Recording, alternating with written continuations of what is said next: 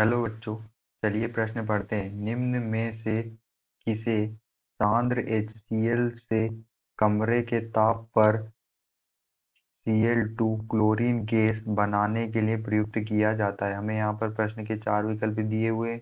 ए MnO2, B H2S, सी KMnO4, D Cr2O3।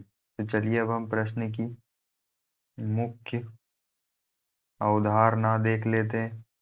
तो यहाँ पर हमारे प्रश्न की मुख्य अवधारणा क्या होगी?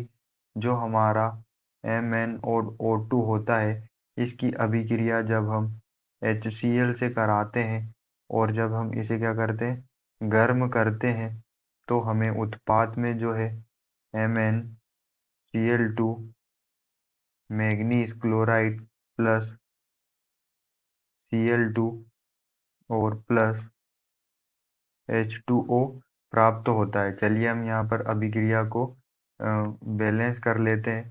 तो यहाँ पर हम कितने मोल अणु लेते हैं? HCl के 4 अणु HCl के लेते हैं। और यहाँ पर जो हमें HCl होता है वो कैसा होता है? सांद्र होता है। और यहाँ पर जो है एक अणु MnCl2 प्राप्त होता है, एक अणु Cl2 क्लोरीन, और यहाँ पर दो अणु जो है जल के प्राप्त होते हैं। तो यहाँ पर हमारा क्लोरीन गैस बन तो रहा है, लेकिन यहाँ पर जो तापमान है वो क्या होता है? ज़्यादा होता है। ज़्यादा जो टेम्परेचर होता है वो क्या होता है? ज़्यादा होता है। ये जो हमारा कमरे का ताप होता है, कमरे का जो ताप होता है उससे ज़्यादा ताप पर ये अभिक्रियाएं होती है, इसलिए जो हमारा ए विकल्प होगा वो क्या होगा? गलत होगा। अब हमें विकल्प बी में क्या दिया हुआ है? विकल्प बी में हमें दिया हुआ है H2S। तो इसकी अभिक्रिया जब हम इससे कराते हैं, HCl से कराते हैं, तो यहाँ पर हम देख सकते हैं कि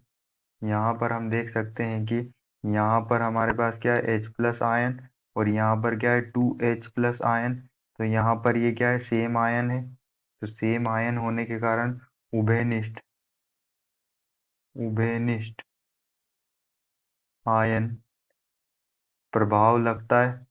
उभयनिष्ठ आयन प्रभाव के कारण जो H2S का H2S का क्या हो जाता है? H2S का आयनीकरण कम कर देता है। उभयनिष्ठ प्रभाव के कारण H2S का आयनीकरण क्या हो जाता है?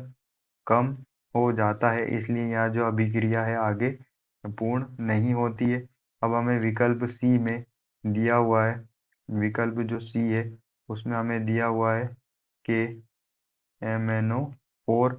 तो इसकी अभिक्रिया जब हम किससे कराते हैं? इसकी अभिक्रिया हम HCl से कराते हैं। तो HCl से कराते हैं तो हमें जो उत्पाद में है KCl पोटेशियम क्लोराइड और MnCl2 manganese chloride plus H2O, और साथ में हमें यहाँ पर जो है Cl2 क्लोरीन गैस प्राप्त होती है।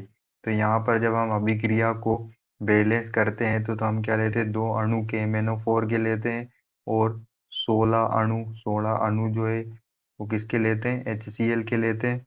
और यहाँ पर जो है दो अणु KCl प्राप्त होता है, दो अणु MnCl2 मैग्नीज क्लोराइड प्राप्त होता है, और 8 अणु यहाँ पर जल के प्राप्त होते हैं, और 5 अणु जो है यहाँ पर क्लोरीन गैस प्राप्त होती है। ये हमारी क्या है? यहाँ पर क्लोरीन क्लोरीन गैस हमें यहाँ पर प्राप्त होती है।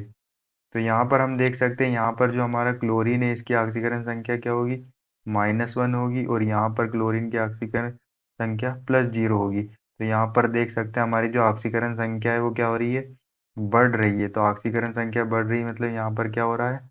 यहाँ पर क्या होता है? ऑक्सीकरण संख्या बढ़ रही है, तो यहाँ पर क्या हो रहा है? ऑक्सीकरण होता है। और इसमें इस अभिक्रिया में हमें कमरे के ताप पर जो है HCl किससे अभिक्रिया करता है? KMnO4 से अभिक्रिया करता है। तो हमें जो है यहाँ पर देख सकते हैं क्लोरीन गैस के 5 अणु प्राप्त होते हैं। तो हमारा जो विकल्प सी होगा वो क्या होगा? सही होगा। अब डी में हमें दिया है Cr2O3। Cr2O3 की जब हम अभिक्रिया कराते हैं, विकल्प डी में हमें दिया है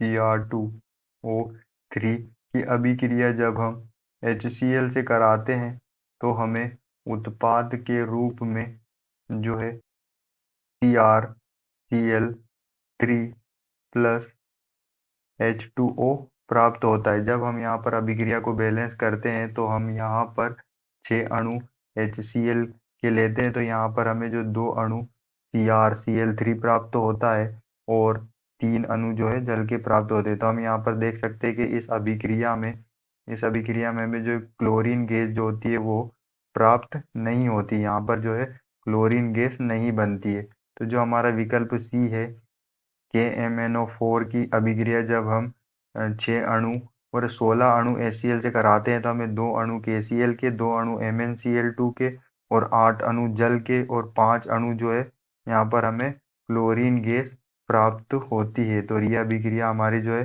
कमरे के ताप पर ही होती है, इसलिए जो हमारा विकल्प सी है KMnO4 यही हमारा सही आंसर होगा।